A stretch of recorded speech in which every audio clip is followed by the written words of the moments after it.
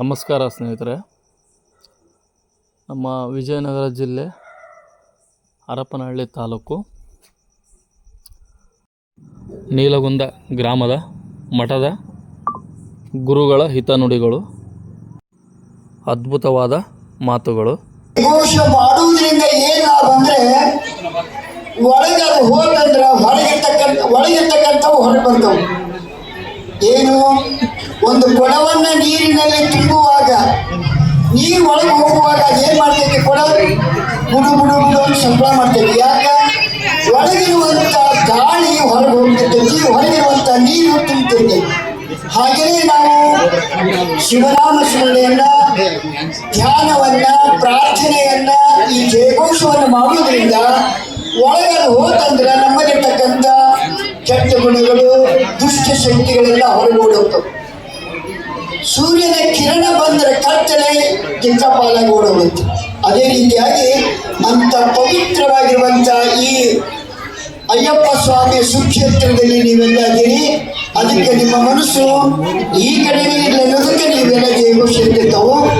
ಮತ್ತು ಶಾಲೆಯಲ್ಲಿ ಪಾಠ ಮಾಡುವ ಶಿಕ್ಷಕರು ನೇರವಾಗಿ ಬಂದು ಪಾಠ ಮಾಡಿದ್ರೆ ಮಕ್ಕಳು ಮನಸ್ಸಿಗೆ ಹೋಗುವುದಿಲ್ಲ. ಕಬ್ಬಣವನ್ನ ಕಾಸ್ತೆ ಬಡಿದ್ರೆ ಏನಾಗುತ್ತೆ? ಕಬ್ಬಣ ಕಾಸಿದೆ ಬಡಿದ್ರೆ ಟನ್ ಟನ್ ಅಂತಕ್ಕೆ ಬಗ್ಗುದಿಲ್ಲ. ಅದಕ್ಕೆ ಕಬ್ಬಣವನ್ನು ಕಾಸಿ ಬಡಿಬೇಕು, ಬೇಕಾದಂಗೆ ಹೆಂಗತೈತಿ ಬಂಗತೈತಿ.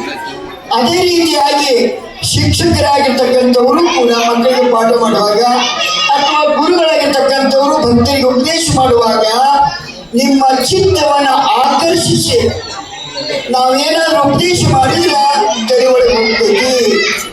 ಮತ್ತು ಹಂಗೆ ಬಂದು ನಾವೇನು ಟೇಪ್ ರೆಕಾರ್ಡ್ ಆಗಿದ್ರೆ ಅದು ಆನ್ ಮಾಡಿದ್ರೆ ಟೇಪ್ ರೆಕಾರ್ಡ್ ಹೇಳ್ತೈತಿ, ಆಫ್ ಮಾಡಿದ್ರೆ ಬಂದಾಗುತ್ತೆ.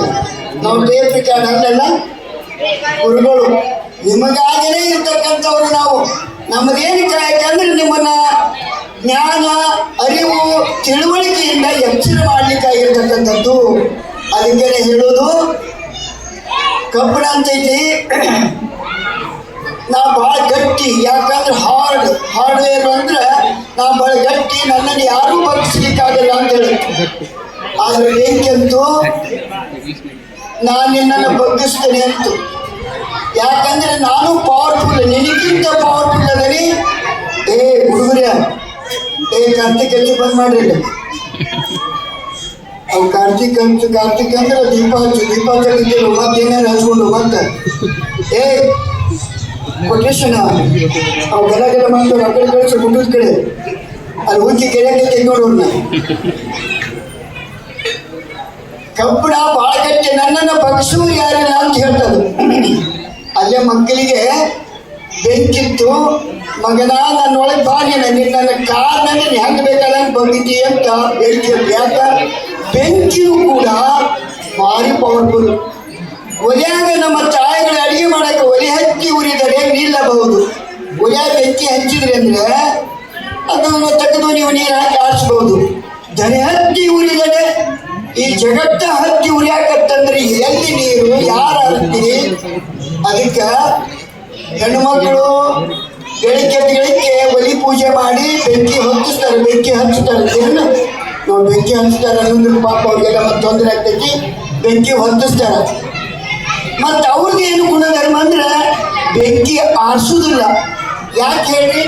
ಇನ್ನು ಚಿರಾಡ್ತವ್ರು ಮರೆಯುವ ನೀವು ಒಂದೊಂದು ಕರ್ಕೊಂಡು ಬಂದಿರಿ, ನೀವು ಹಾಯಾಗಿ ಕೂತ್ಕೊಂಡ್ರೆ ಅವ್ರು ಬಿಟ್ಟಿರಿ.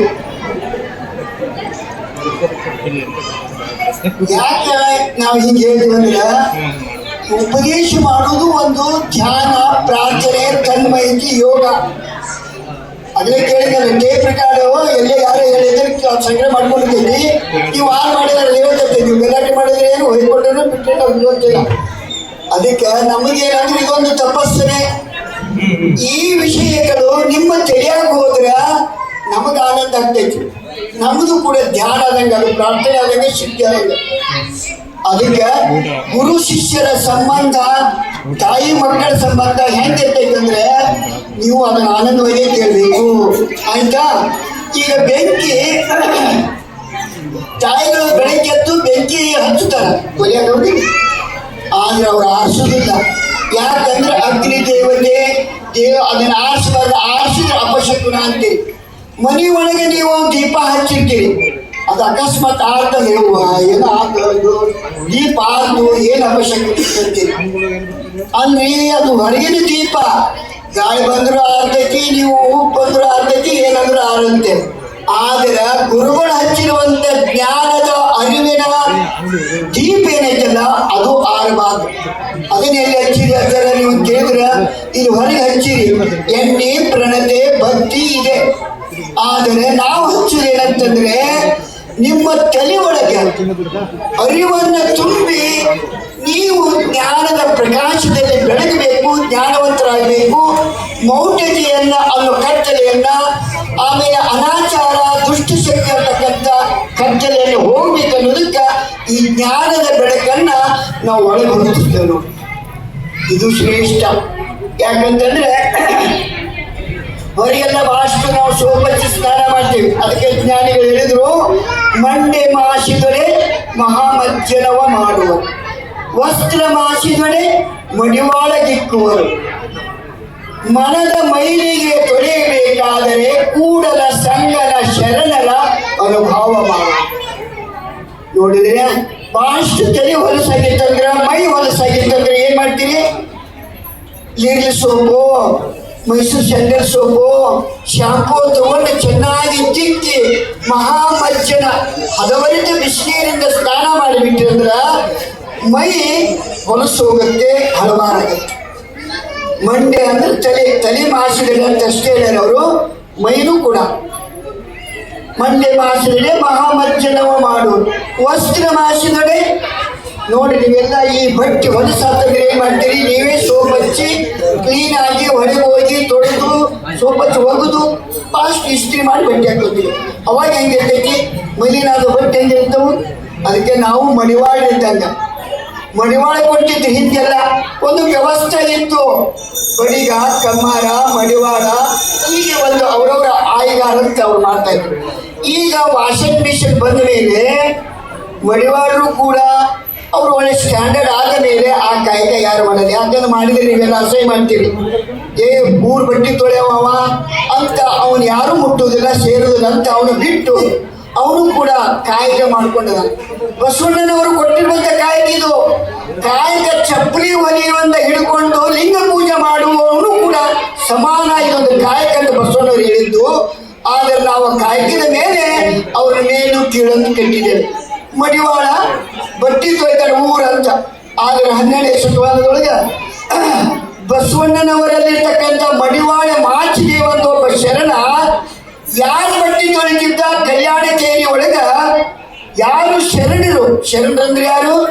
ಆಚಾರ ವಿಚಾರ ಸನ್ನಡತೆ ಸದ್ಬುದ್ಧಿ ತಮ್ಮ ಸ್ವಾರ್ಥವನ್ನು ಬಿಟ್ಟು ಯಾರಿರ್ತಾರ ಅವ್ರು ಶರಣರಾಗಿದ್ರು. ಅವರ ಬಟ್ಟೆ ತೆಗೆದುಕೊಂಡು ಹೋಗಿ ಅವ ತೊಳಿತಿದ್ದ.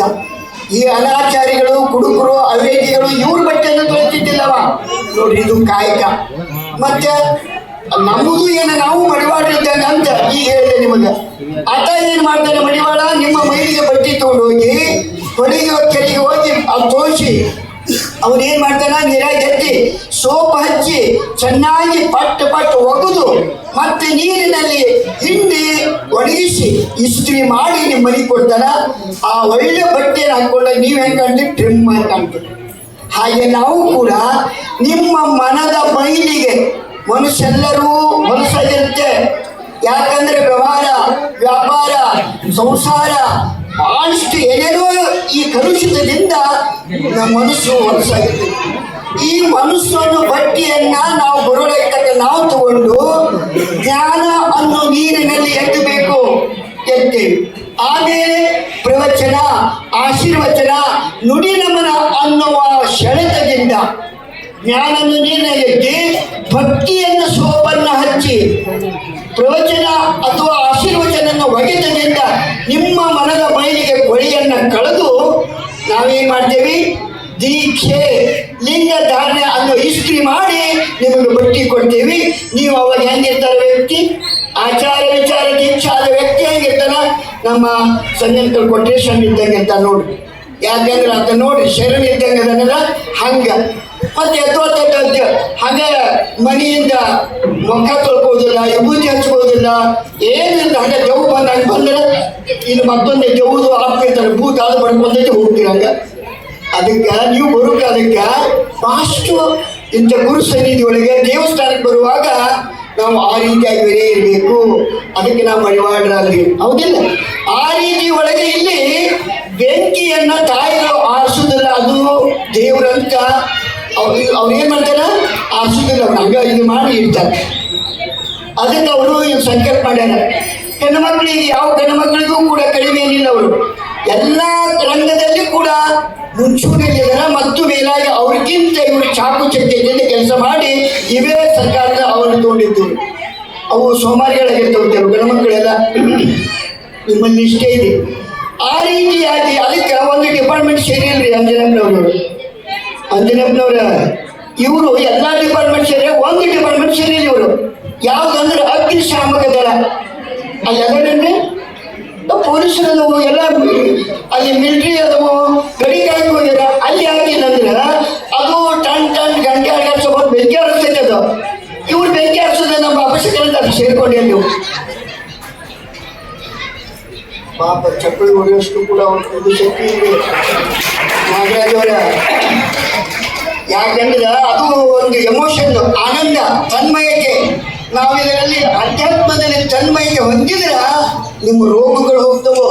ನೀವಂತೀರಿ ಅಚ್ಚರ, ಅಲ್ಸರು, ಕ್ಯಾನ್ಸರು, ಆಮೇಲೆ ಯಾವ ಇವ 365 ರೋಗಗಳಿತ್ತು. ಮತ್ತೆ ಅವೆಲ್ಲ ಕನ್ವರ್ಟ್ ಆಗಿ ಸ್ವಲ್ಪ ಸುಧಾರಿಸಿ 108 ಆಗ್ಯವು.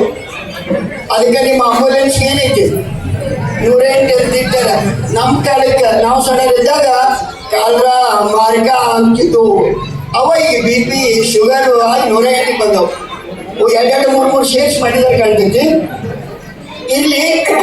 ಅದಕ್ಕೀಗ ಏನಾಗಿದೆ ಅಂತಂದ್ರೆ ಎಲ್ಲ ಡಿಪಾರ್ಟ್ಮೆಂಟ್ ಹೆಸರು ಇದ್ರಾಗಿಲ್ಲ. ಯಾಕಂತಂದ್ರೆ ಅದು ಬೆಂಕಿ ಆರಿಸೋದೈತಿ.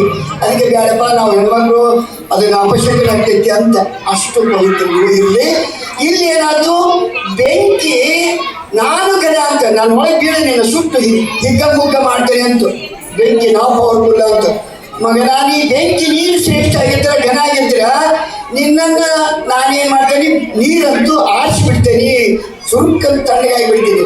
ಯಾಕಂದ್ರೆ ಈ ಭೂಮಿ ಮೇಲೆ 1 ಪಟ್ಟು ನೀರಲ್ಲ 3 ಪಟ್ಟು ನೀರು ಐತೆ, 1 ಪಟ್ಟು ನೆಲ ಇರೋದು. ಅದಕ್ಕೆ ನಿಂತು ಬೇಕಾದ್ರೆ ಬೋರ್ ಹಾಕಿ ನೆಲ ನೀರು ಚೆಲ್ತೈತಿ ನೋಡಿ, ಪುಣ್ಯ ಐತಿಲ್ಲ.